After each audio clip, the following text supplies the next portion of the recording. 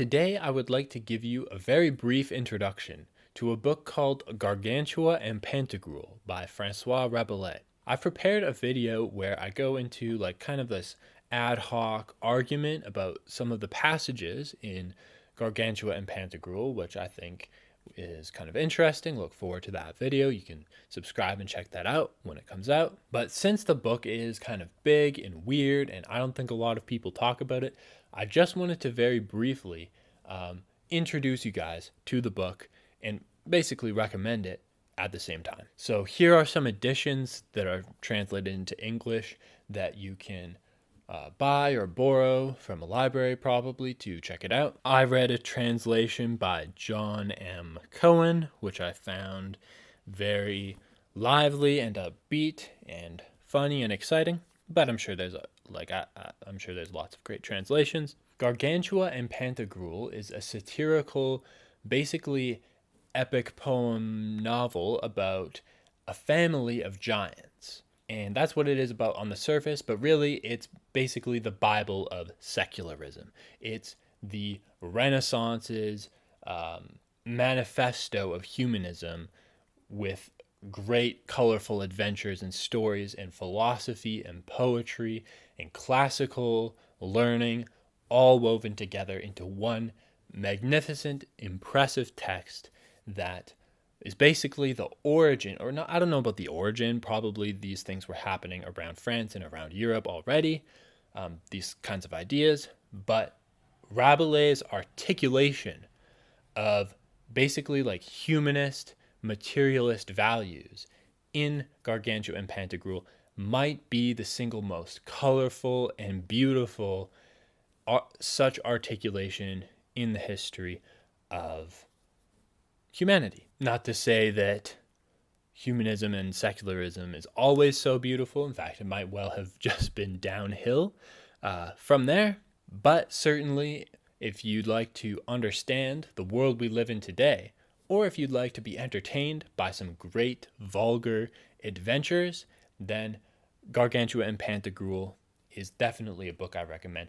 I would actually compare it to Monty Python. I think that the humor and the use of language, at least in the translation I looked at, is actually very comparable to the humor and the language of Monty Python. Lots of sarcasm, lots of absurdity, and lots of silliness and joyfulness. The only difference between it and Monty Python might just be that Gargantua and Pantagruel is actually more vivid, more exciting. So yeah, basically it's split up into 5 books. I believe it was released, these books were released separately, and they've been combined into one volume in most editions. Sometimes it's 2 volumes. The first 2 books, I don't know if they were printed in a different order, but it basically recounts the life and education in the edition I read first of Gargantua and then of his son Pantagruel, although I'm not sure if sometimes these books are switched around in order. I don't know, that seems a little confusing to me. Basically, it starts by telling you about the history and the life and the education of this little family of giants. First the father, then the son, because that's what a family is. And then we go into the 3rd book, which actually starts to focus on a 3rd character called Panurge. On the surface, it's about Pantagruel's adventures continued, but it really becomes a story about Panurge, who is this very strange friend of Gargantua's or Pantagruel's. And Panurge is concerned about whether or not he should get married. He weighs the pros and cons, probably like a lot of us have. He doesn't want his wife to cheat on him, but he also doesn't want to be alone. These are his 2 chief concerns. And so he consults Pantagruel for advice, and then he basically proceeds throughout the rest of the book to consult not only Pantagruel and his other friends, but every oracle, philosopher, sage, book, piece of wisdom, source of wisdom that you can possibly imagine. And they travel the 7 seas.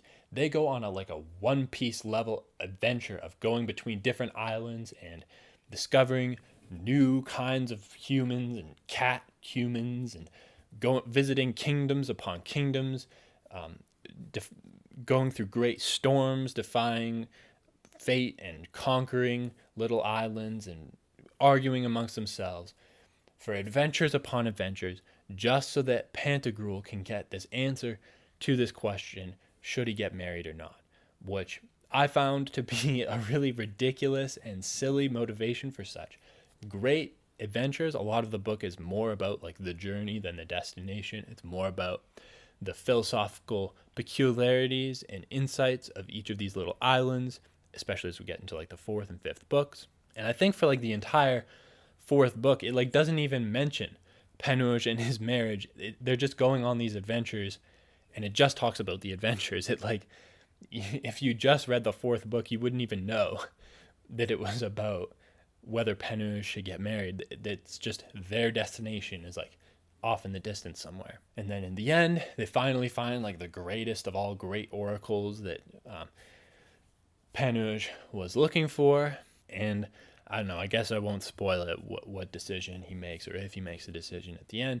I found the ending to actually be a little more serious in tone, at least kind of, than the rest of the book, and also actually kind of beautiful. But yeah, it's just a very rich text. It's full of like all these short little chapters, and each chapter is like a microcosm. It's its own story, its own adventure. You could sometimes read some of these chapters on their own, or like groups of these chapters. It almost reminds me, like I already compared it to One Piece, of like an anime with like arcs, and each episode is like contributing to a short little arc, and then, or each chapter is, and then it'll move on to like the next arc, the next island. So in that way, it's like this accessible like adventure upon adventures, with all kinds of vulgar parables and funny digressions, and lots of like silly lists of almost like a poetic nature that elaborate these various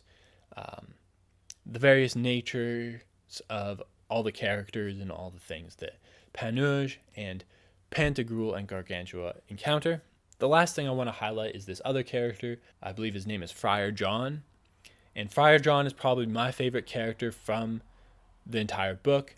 He is like ironically, the most vulgar character, the most secular character, the most like worldly and sinful character. Panurge and Pantagruel are usually a lot more disposed to being like religious and reverent throughout the story, and it's Friar John, it's the monk, like the actual apparently devout Catholic, who is the most willing to forego the values of Christianity in favor of worldly science and like reason and whatever else. And it leads to some really funny situations where, for example, there's a scene where they're in a great storm and they're like maybe going to drown, and Panurge is like a coward. He is afraid of dying, and he sits there lamenting and sobbing, like begging God to save him and begging someone to take his will to the continent so that his legacy can live on. And he's like crying in fear and despair. And the monk, Friar John, is like cursing him, and he's using like whatever early modern curse words to tell Panurge, hey, help us. You have to stop lamenting and crying. If you want to survive, we have to work and like whatever, fasten the mast down, or however you survive it on a ship at sea. And Panurge keeps telling him, oh, please don't curse now, Friar John. I don't want God to curse us further. I want God to like save us miraculously from this situation. So you can't curse now. We'll all be damned if you continue to act like a secular person in this dire situation. And this just makes Friar John curse more and roll his eyes more.